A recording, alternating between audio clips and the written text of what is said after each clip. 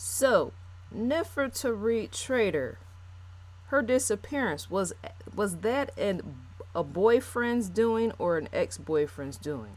Like, subscribe, ID in the Discovery Channel. Yes, ID in the Discovery Channel. The links are provided below. Get that Discovery Go app as well as that ID Go app. You might want to get those two things, combine them, make them into one, and I'm a Discovery influencer.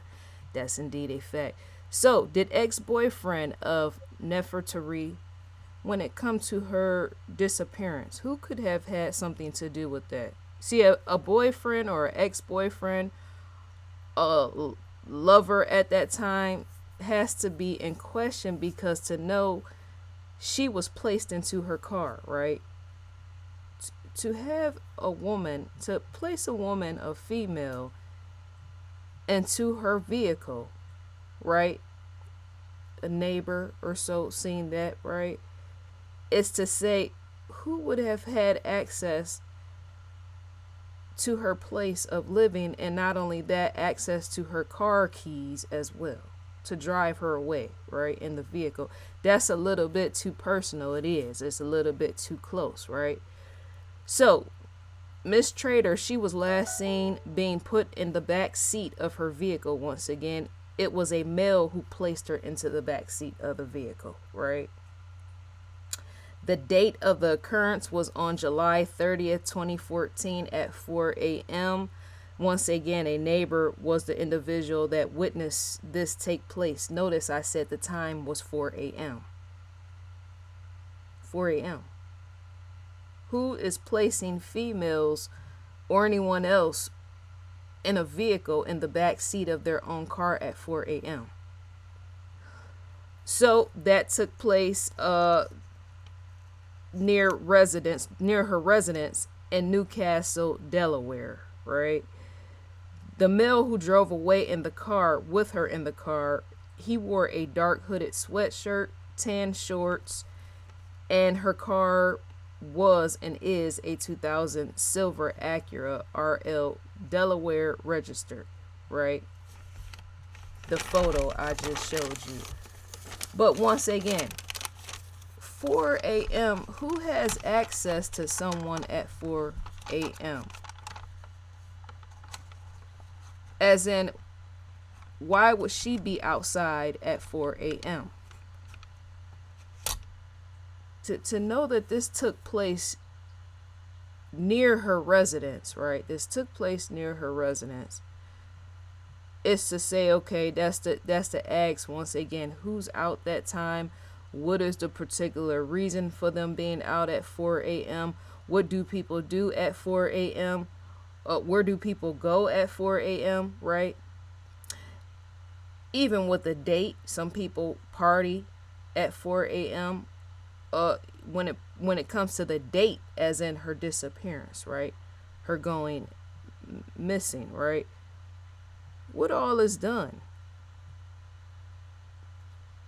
Because to know, when I think of who's all out, is once again party goers, clubbers, right? That's one possibility. People who work night shift, right? They could be out in the middle of the night, right? But that's something odd about it, strange in itself.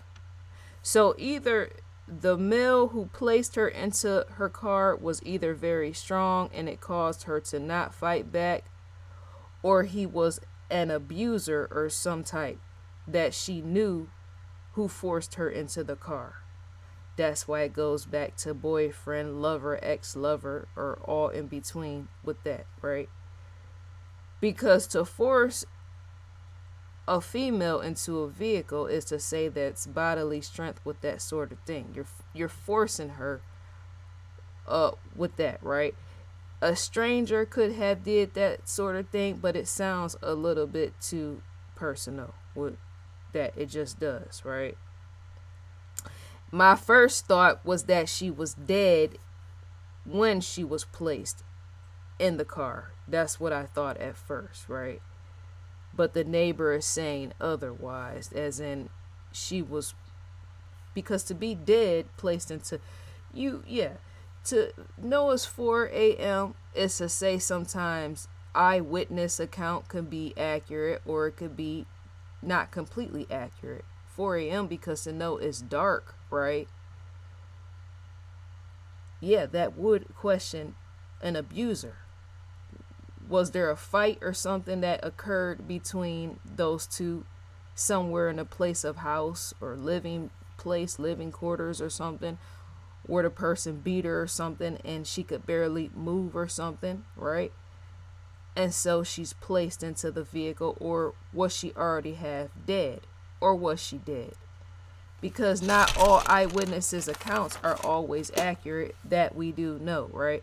That's why my first thought was she could have possibly been dead. That's the question as well. Well, was she dead before she placed in the vehicle and it just looked like she might have been? Her body could have been falling or flailing a certain way, even in dead weight, right? But if she walked to the vehicle being forced in, that's a different thing. But say if she was carried, right, and you got dead weight, that's to say bodily arms and legs will be flailing as you walk with the dead body of the person, right? And you're placing them into the back seat of the vehicle, because that's where it doesn't add up. If a person is alive, why would they be placed in the back seat of the vehicle and not the front seat of the vehicle? Because that's something about that doesn't make sense. It doesn't make sense. It doesn't add up. Because see, to know you got a female, because either he beat her while she was in the car and knocked her unconscious or something. Because see, to know that there's traffic stops, there's traffic lights and all the rest, is to say he either threatened her with death or something to not allow her to escape that vehicle. Because to know there's traffic stops or wherever, right, at 4 a.m. there is to say driving down the street and he make a stop somewhere, is to say she could easily have gotten out the vehicle and ran away. Unlocked the door or just pulled the door handle open or something, right? Unless there was child locks in on the door to prevent him, because you do have child locks in the car that can prevent somebody escaping the car. That will be another thing, right? Kicking the window will be my choice, shattering the window and climbing out as soon as he stopped the car, or trying to, right? Yeah, you would want to know what would have prevented her from exiting the vehicle as soon as he made a stop or a traffic stop.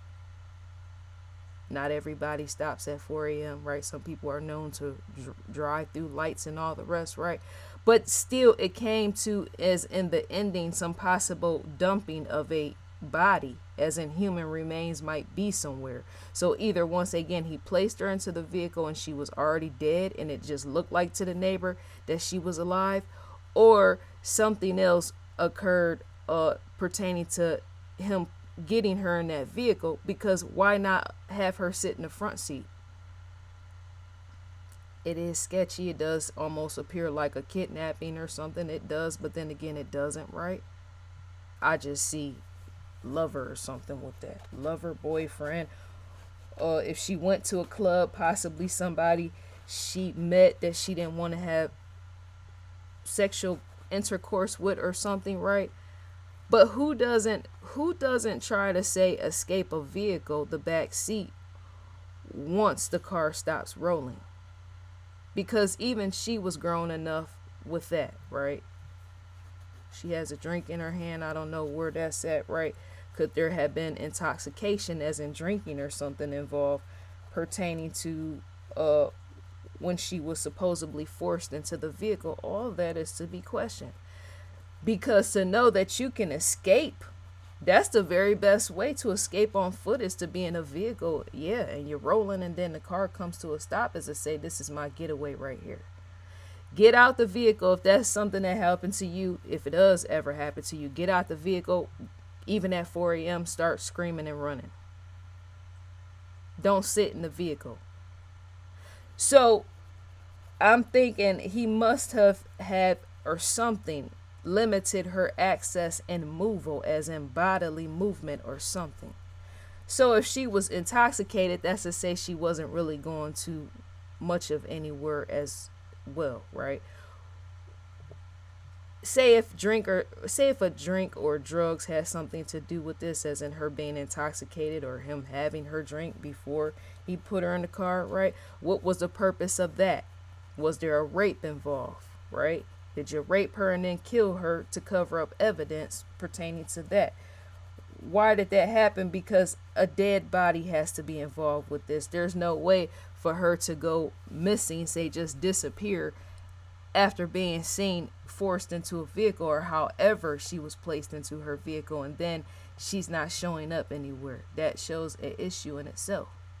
So where is she? People do the most, I'm saying, in itself, right? They just do.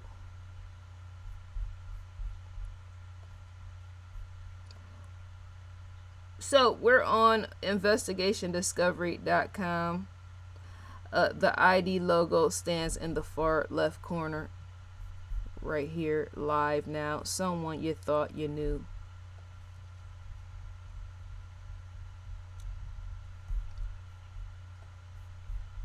New episodes to gain access is to provide who you're subscribed to, and you would in fact have access to that.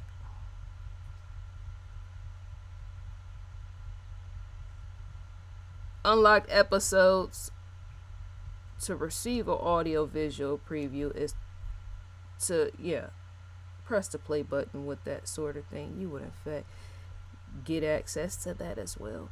Recommended for you. Shouts out to Lieutenant Joe Kenda as well as Paula. And to receive a newsletter from Investigation Discovery is to type your email address in at the bottom. Type your email address in and click next. So, dear viewers, let me know what you think and feel about the video. May you enjoy your day. I will in fact enjoy mine.